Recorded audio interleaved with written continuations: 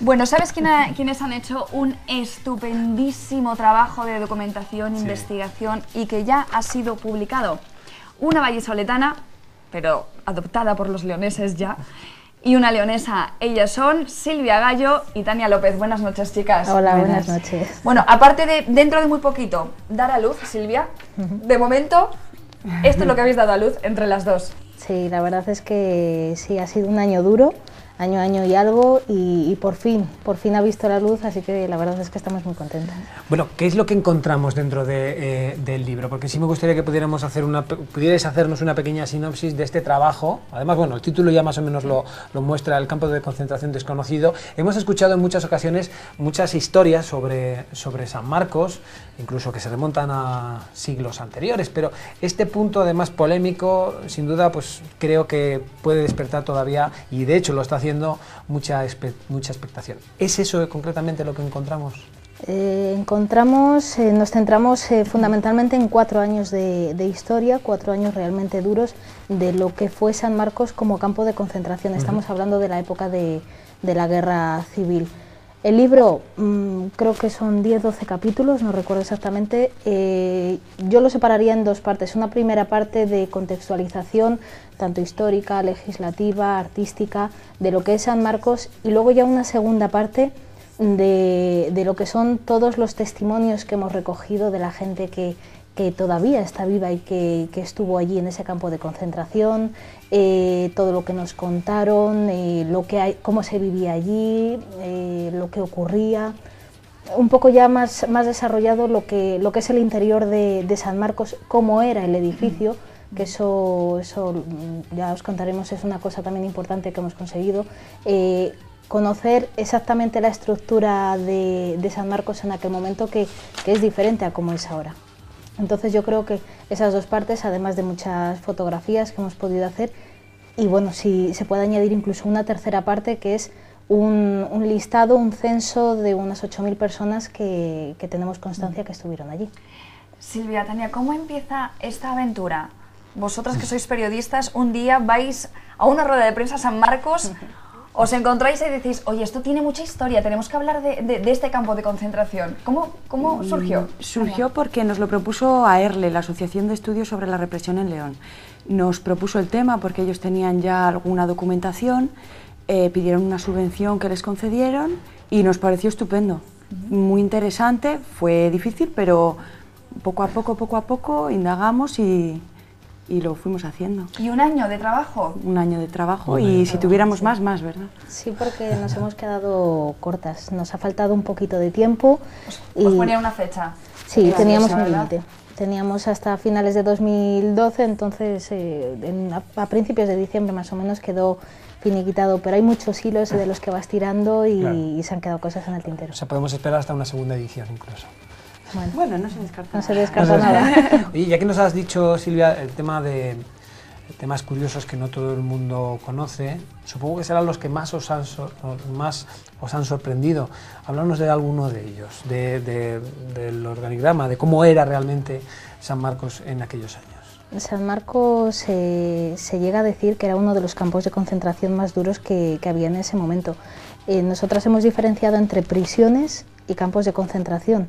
Los campos de concentración tenían una mayor dureza y dentro de ellos San Marcos todavía era en ese sentido de los más duros que se dice que había en España por las condiciones de vida. Estaban los presos totalmente hacinados, la falta de alimentación, el hambre, el frío, las condiciones la verdad es que eran infrahumanas.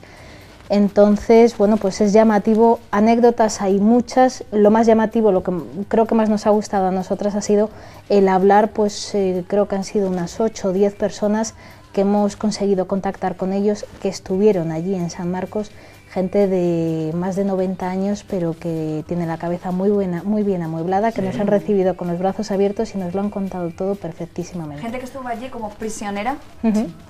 Sí, sí. Y de esos testimonios, bueno, me imagino que os habrán sorprendido muchos de ellos, muchos de estos testimonios, incluso os habrán emocionado, os habrán puesto la carne de gallina.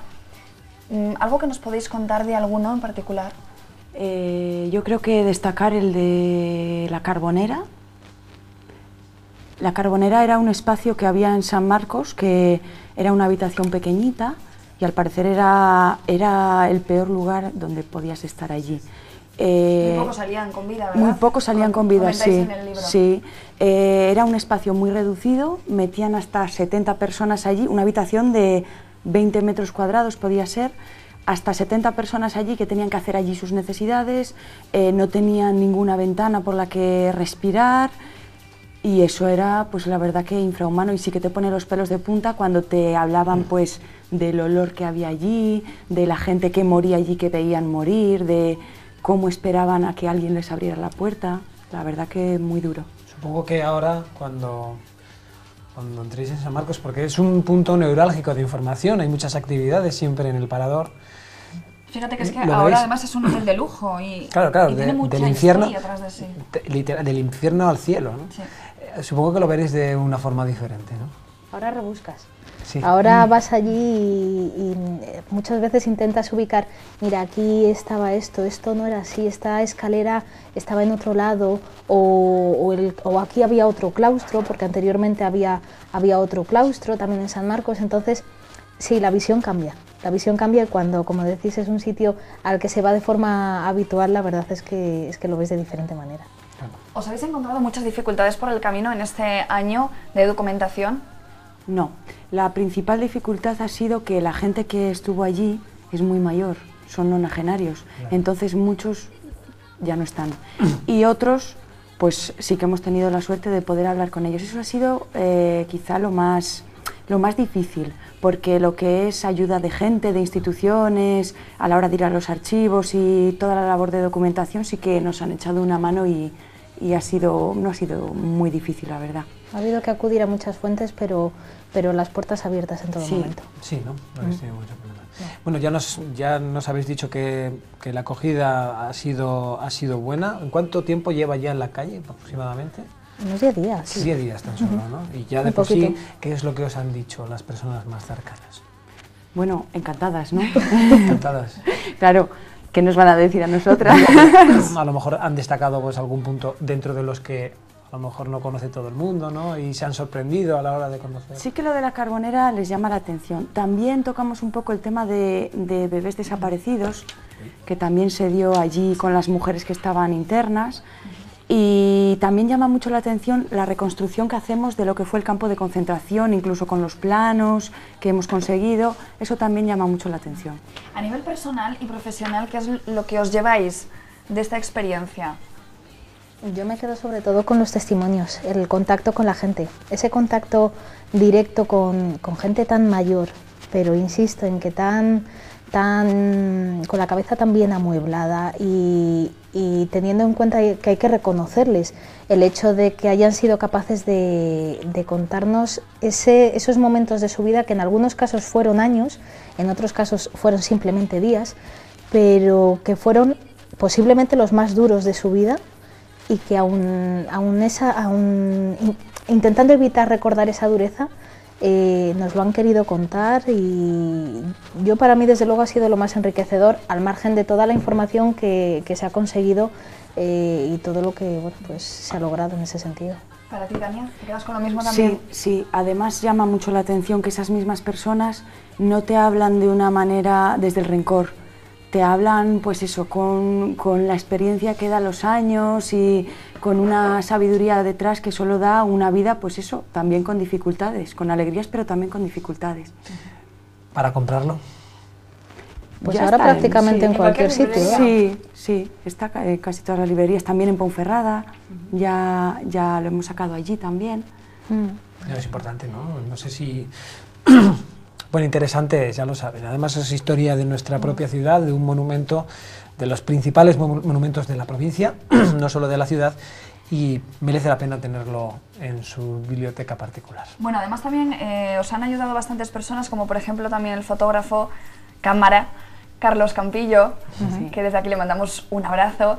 Sí. ¿Alguien más? ¿Queréis mencionar o agradecer a alguien más su colaboración? Es que es tantísima gente. Mucha gente, sí, mucha gente. De hecho, incluimos un apartado de agradecimientos en el que, a pesar del amplio listado que teníamos, decidimos que lo mejor que podíamos hacer era hacerlo lo más genérico posible, Sí. para intentar no olvidarnos a nadie, porque ha sido mucha gente la que ha colaborado. Bueno, el prólogo es de José María Calleja y la introducción viene a cargo de Irene García Lino, que Sí. también es importante Sí. destacarlo, ¿verdad? Bueno, muchísimas gracias. Yo creo, bueno, lógicamente os tenemos que dar la enhorabuena porque un trabajo como este es un esfuerzo muy, muy grande durante este último año, y yo creo que al final la recompensa merece la pena porque es esta. Así que muchas gracias, chicas, por acompañarnos y Muchas enhorabuena. gracias a Vosotras, vosotros. Y ustedes, las creadoras. San Marcos, el campo de concentración desconocido, por Silvia Gallo y Tania López.